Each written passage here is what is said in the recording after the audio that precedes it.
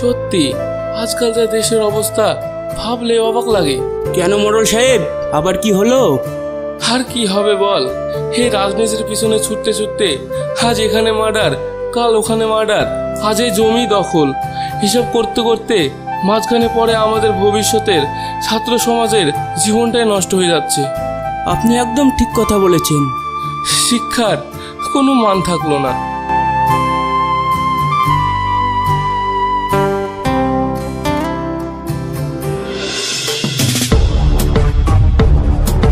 Sir, ভিতরে আসবো? কে? শাহিন, আয় আয়, ভিতরে আয়। স্যার, একটা বিশেষ খবর আছে। বিশেষ খবর? কি বল। আশা করি আপনিও এই বিষয়ে জানেন। শাহিন, কি বলতে চাইছিস? পরিষ্কারভাবে বল না, আমার হাতে এত সময় নাই। তুই তো জানিস আমি কত ব্যস্ত মানুষ। বলছি স্যার, আমাদের দেশে বেশ কয়েকশো কোটি সম্পত্তি আছে, যার কোনো নির্দিষ্ট দলিল নাই, আর এই সম্পত্তিগুলোকে বলা হয় ওয়াকফ। হ্যাঁ, তা তো বুঝলাম, কিন্তু এইসব শুনে কি হবে? বুঝতে পারলেন না স্যার? আমি এখানে বুঝিয়ে বলছি, শুনুন তাহলে। এই 200 ওয়াকফ বোর্ডের সহ দেশে 32টি ওয়াকফ বোর্ড, আর ভারতের ওয়াকফ বোর্ডের হাতে 9,54,000 একর জমি। তাহলে ভাবেন একবার, আমরা যদি এই ওয়াকফ বোর্ডের সম্পত্তি হাতে পেয়ে যাই, তাহলে আমাদের আর আটকাই কে? সত্যিই তো, আমি আগে ভেবে দেখিনি। কথাটা তুই মন্দ বলিসনি শাহিন। শুধু কি তাই, এই ওয়াকফের মধ্যে মুসলিমদের মসজিদ, মাদ্রাসা, কবরস্থান এগুলো তো পড়ছে। একবার যদি আমরা এগুলো দখল করতে পারি, তারপর এসব কিছু ভেঙে ওইসব জায়গায় আমরা নতুন করে তৈরি করতে পারবো বড় বড় রাম মন্দির। সত্যি শাহিন, তোর জবাব নাই। আমি তো আছি, আর আমার থেকেও তুই বড় হিটলার। কি যে বলেন স্যার, এসব তো আপনার থেকেই শিখেছি। তাহলে আর দেরি কিসের? ভালো একটা উকিল দেখে কাজ শুরু করে দে। শুভ কাজে দেরি কিসের? কিন্তু এখানে একটা ঝামেলা আছে। ঝামেলা? কি ঝামেলা? স্যার, যদি আমি আর আপনি গিয়ে বলি, তাহলে ওরা সম্পত্তিগুলো আমাদের নামে করে দেবে। বুঝেছি। এবার আমাদের কি করতে হবে? হ্যাঁ, প্রথমে আমাদের বিরোধী পার্টির সাথে কথা বলতে হবে, আমাদের দলে আনতে হবে, তারপর জনসাধারণ বাড়াতে হবে। ভোট যদি আমরা বেশি পাই, তবে জনসংখ্যা বেশি হবে, আর জনসংখ্যা যেখানে বেশি, সেখানে বিচারের রায় তো আমরাই পাবো। তাহলে দেরি কিসের? তুই ড্রাইভারকে গাড়ি বার করতে বল, আমরা এখনই বিরোধী পার্টির এমএলএর সাথে দেখা করতে যাব। ঠিক আছে স্যার।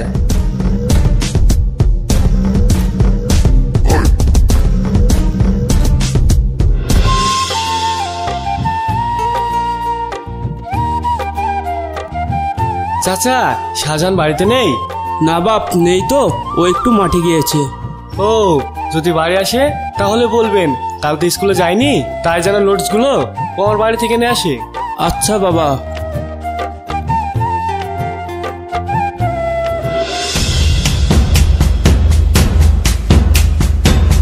আসতে পারি?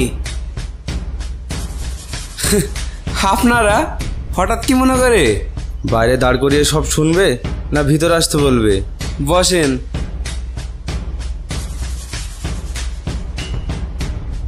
বসেন স্যার, বসেন।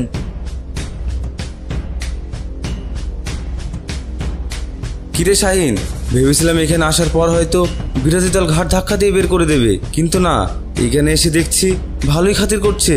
আসলে কি জানেন মন্ত্রী মশাই, ছোটবেলা মা ঠাকুমার কাছে শুনেছি যে যত বড়ই শত্রু হোক না কেন, বাড়ি পর্যন্ত পৌঁছে গেলে তাকে বাড়ির বাইরে বের করে দেবে না, এতে বাড়ির নাকি ক্ষতি হয়। তাই? ভালোই তো শিক্ষা পেয়েছেন। স্যার, কত কথা বাড়িয়ে কি লাভ, বরং কাজের কথায় আসেন। হ্যাঁ, যার জন্য এসেছেন সেটাই বলেন, ওটাই ভালো হবে। শাহিন, ওনাকে সব বুঝিয়ে বল। হ্যাঁ।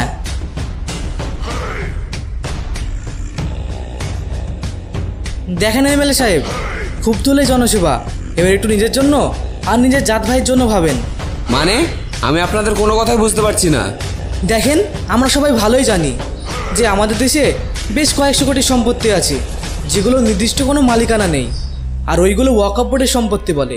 হ্যাঁ, তো আমরা যদি ওই সম্পত্তির আমাদের অধীনে আনতে পারি, তাহলে ভারতে যেসব জায়গায় মসজিদ, মাদ্রাসা, কবরস্থান আছে, সেইগুলো আমরা ভেঙে সেখানে নিজেদের মতো কিছু তৈরি করতে পারি, বা বড় বড় মন্দির তৈরি করতে পারি। এতে আমাদের কি লাভ? লাভ তো আমাদেরই। ওইসব জায়গাগুলো যখন আমাদের দখলে আসবে, তখন আমরা এই ভারতবর্ষকে হিন্দুস্তানে পরিণত করব। তাহলে বাকি মুসলমানদের কি হবে? অত জেনে আমাদের কি, খুব তো দেশের জন্য করলেন, এবার একটু নিজের জাত ভাইয়ের কথা ভাবেন। কিন্তু আমি এতদিন ধরে এই পার্টির হয়ে কাজ করেছি, এখন আমি কি করে যাব? আর তাছাড়াও আমি যার নুন খেয়েছি তার সাথে বিশ্বাসঘাতকতাই বা কি করে করব? নুন? আপনি কি ভাবছেন আপনি আপনার দাদা নুন খেয়েছেন? ওইসব ভুল, কেউ কারোর নুন খায় না, সবাই নিজেরটাই খায়। বিশ্বাস না হলে প্রমাণ দেব। কি প্রমাণ? কিছুদিন আগে তোমার দাদা সবার সামনে প্রতিশ্রুতি করেছে যে সে নাকি সাধারণ জনগণকে কয়েক লক্ষ টাকা দিয়ে সাহায্য করবে। তুমি ওটা করতে না? করো, তারপর দেখো কি বলে।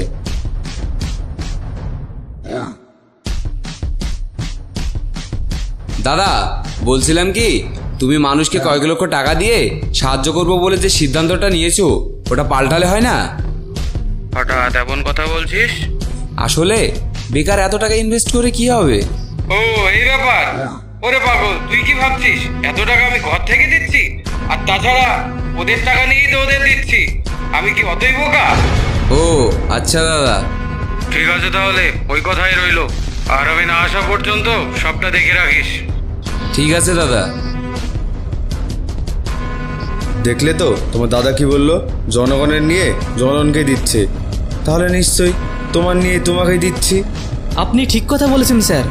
সবই বুঝলাম, তো এত কিছু করে আমার কি লাভ?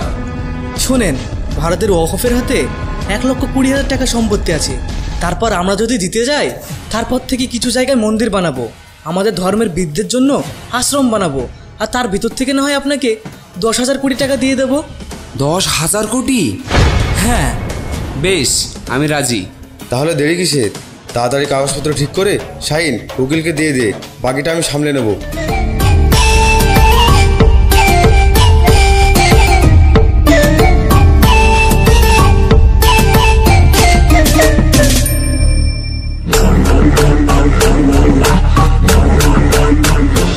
আজকের বিশেষ খবর, জানা যাচ্ছে যে 6 মাস আগে ভারতের যে সমস্ত ওয়াকফ সম্পত্তি ছিল তা নাকি আজকের পর থেকে পুরো ব্যক্তিগতভাবে হিন্দু ধর্মের হত্যা হতো।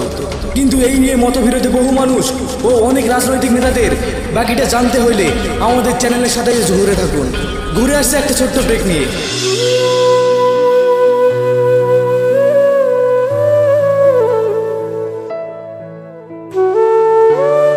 আব্বা, তোমার কি হয়েছে? তুমি মনমরা হয়ে বসে আছো কেন? কি আর বলবো বাপ, দেশে যা অবস্থা, যা হচ্ছে, এরপর হয়তো ঠিক মতন খাবারটাই পাবো না। এক সময় হয়তো মাথার উপরে ছাদটাও চলে যাবে। এ সমস্ত দেখে বেঁচে থাকার ইচ্ছাটা নাই।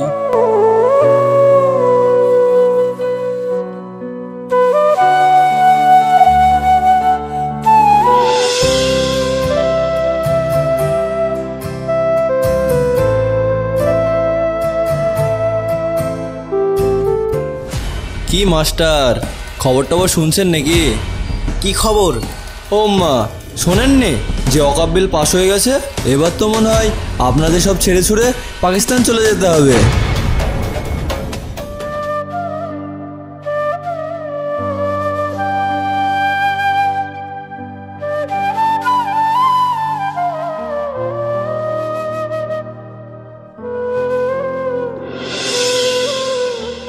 দেশের অবস্থা মোটেও ভালো না। তুই ঠিক বলেছিস। এইভাবে হিন্দু মুসলমান ভেদাভেদ চলতে থাকলে আমাদের পরের প্রজন্মের ছেলে মেয়েদের কি হবে? না, এভাবে চলতে দিলে হবে না। এবার যা করার আমাদেরই করতে হবে। তুই ঠিক বলেছিস বন্ধু। তাহলে চল আমরা আবার নতুন করে মানুষের চোখের কালো পর্দাটাকে সরিয়ে দেওয়ার চেষ্টা করি, জাতি ভেদাভেদ নামক ভয়ঙ্কর শব্দটাকে। বেশ, তাহলে দে হাত।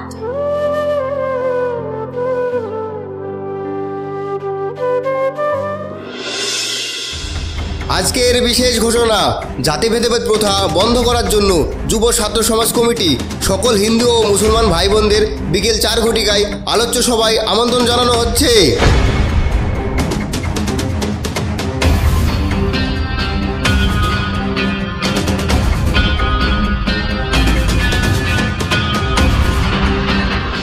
জানেন স্যার, আমাদের এই ওয়াকফ বিল পাশ করা নিয়ে নানা রকম আলোচনা ও কর্মকাণ্ড শুরু হয়ে গেছে। হোক না। জানেন, মোবাইলে দেখাচ্ছে এই বিষয়ে আলোচনা করার জন্য নাকি কোনো এক ছাত্র সমাজ একটা মিটিং করেছে। শাহিন, যে যা করছে করতে দাও না, কেন অযথা ভয় পাচ্ছ? আর তাছাড়া ওই 2 দিনের ছোকরারা কি বা এমন করবে?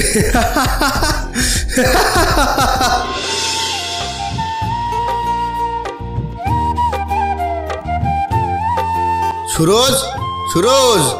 কে? শাহজাহান? কি হলো বাবা, কিছু বলবে?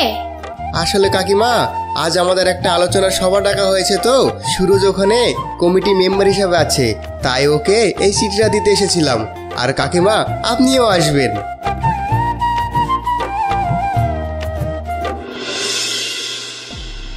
এখানে উপস্থিত সকলের উদ্দেশ্য জানাচ্ছি যে আপনারা সর্বপ্রথম সবাই আমার প্রণাম আর ছোটরা ভালোবাসা নেবেন। আমরা জানি এখানে উপস্থিত আছে কিছু ব্যক্তি যারা আমার থেকেও বয়সে বড়। আমি তাদের উদ্দেশ্যেই কথাগুলো বলবো। এই যে আজ আমাদের দেশে অকাপ নামে একটা শব্দ নিয়ে মানুষ যেভাবে মেতে উঠেছে, এটা কি আবেও ঠিক? এতদিন আমরা বড়দের কাছে জেনে এসেছি মানুষ নাকি দেশের জন্য যুদ্ধ করে, কিন্তু আজ মানুষেরা রাজনীতিকের পাল্লায় পড়ে ধর্মের জন্য যুদ্ধ করছে, এটা কি ঠিক? আচ্ছা বলুন তো, আজ থেকে 1947 খ্রিস্টাব্দে যখন আমাদের ভারত স্বাধীন হয়েছিল, তখন কি শুধু হিন্দু ভাইরাই ভারত স্বাধীন করেছিল, না শুধু মুসলিম ভাইরাই ভারত স্বাধীন করেছিল? হ্যাঁ, করেছিল, তবে সবাই মিলে, হিন্দু, মুসলমান, জৈন, বৌদ্ধ সবাই একসঙ্গে মিলে। আজ তবে কেন বলা হবে এটা ইসলাম ধর্মের জন্য নয়? কেনই বা আলোচনা আসবে যে মুসলিম তাড়াও, ভারতবর্ষকে হিন্দুস্তানে পরিণত করতে হবে?